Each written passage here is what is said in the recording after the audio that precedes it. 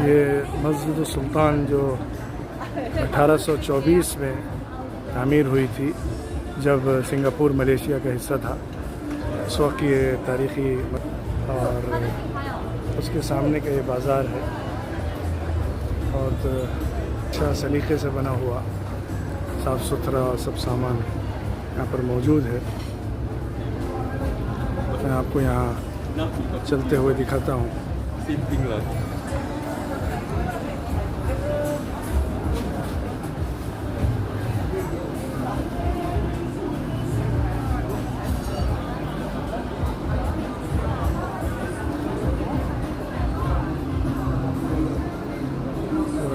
है